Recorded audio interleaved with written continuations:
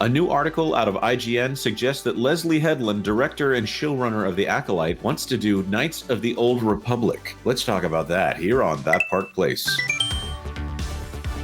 Hello, I am Jonas J. Campbell, an investigative reporter for That Part Place, and here with me is my Wookiee co-pilot, formerly a Wookiee Jedi, but something happened there, Mr. VashSky. Vash, is the Force with you today?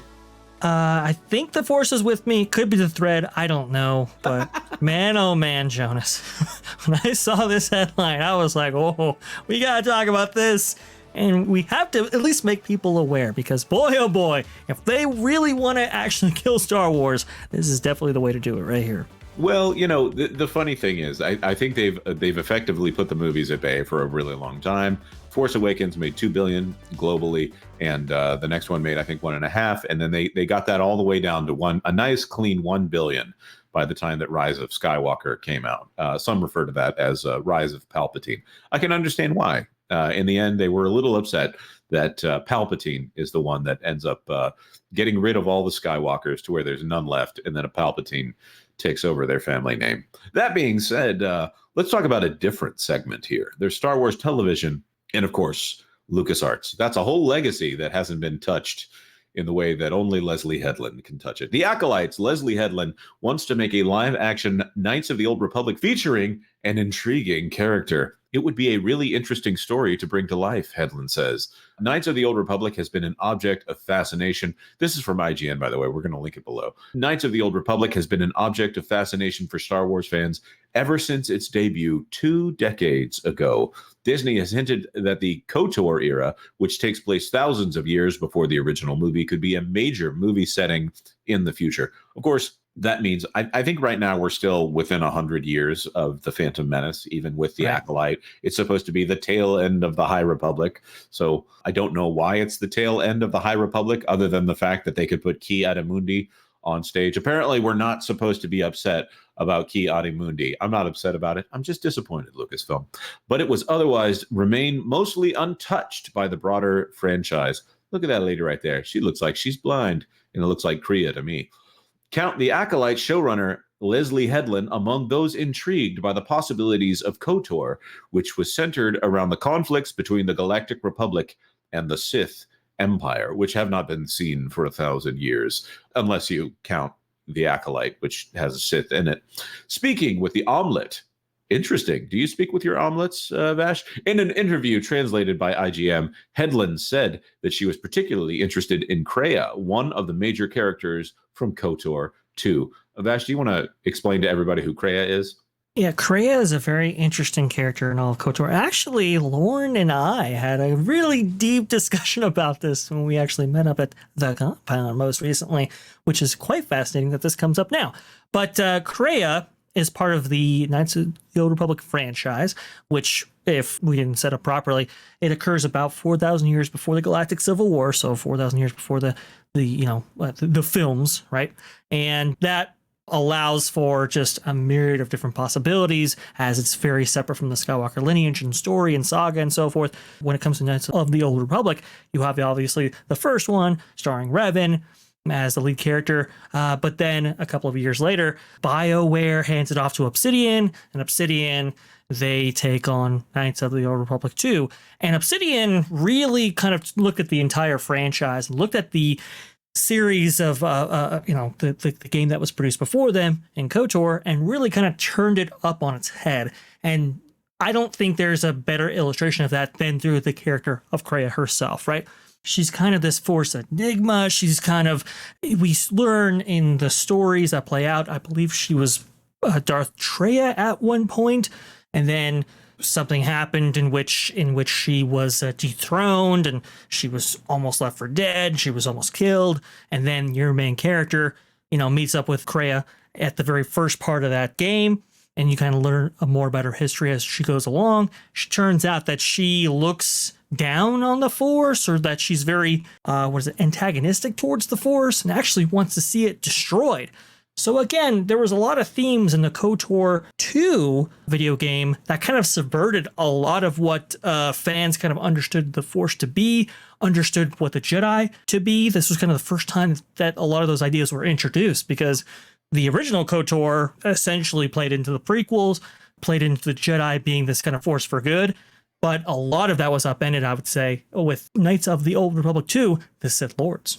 Now, this is fascinating to me because I can understand why someone like Leslye Headland, with her stuff about the thread as opposed to the Force, and this coven of space witches that has a different idea about the Force. Obviously, the Clone Wars introduces the idea of not the Knights of Dathomir, the sisters, the Dathomirian night witches. My goodness, night sisters who are witches.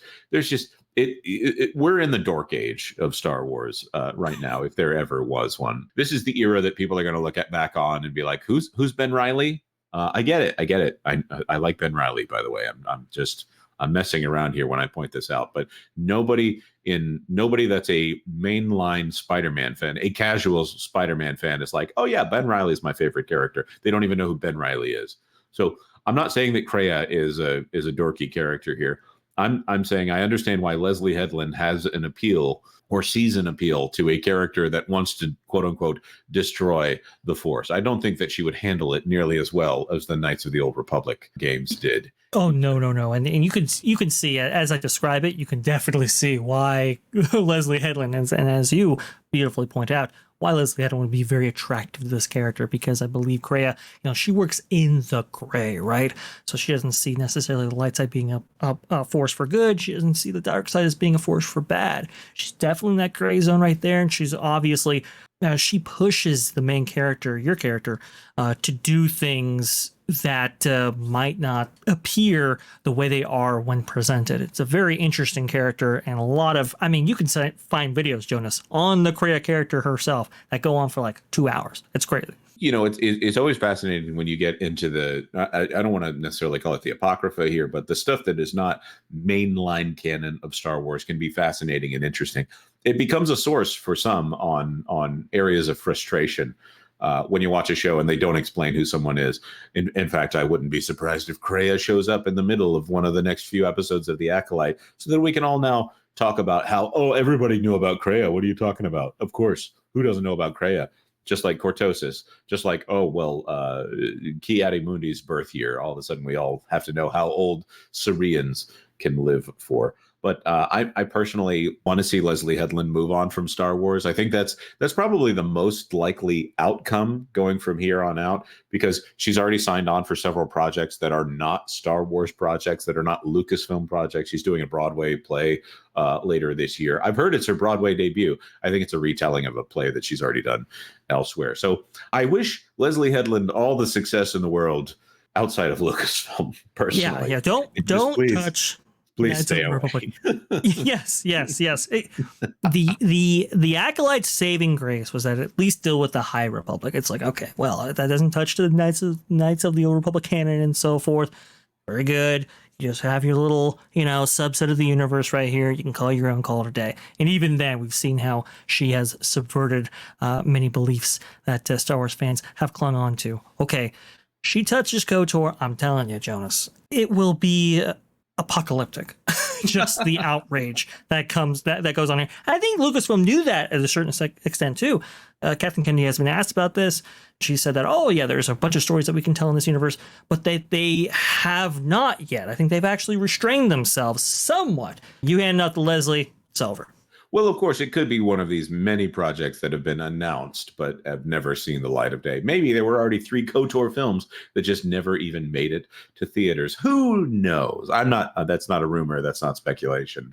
Sorry, that's nothing that you need to be worried about here, because the saving grace of Lucasfilm right now is their inability to get product into theaters. But of course, we want to throw this to our commenters. What would you think about Leslye Headland directing a Knights of the Old Republic series? If it wasn't Leslye Headland, who would you want to be directing a Knights of the Old Republic series, or maybe even a movie? Let us know your thoughts in the comment section down below. Of course, like this video if you like this video, and consider subscribing to That Park Place for all the news that should be fun. Thanks for watching That Park Place News. For more information, consider checking out www.thatparkplace.com. And don't forget to subscribe, share, like, and send this out on your favorite social media accounts.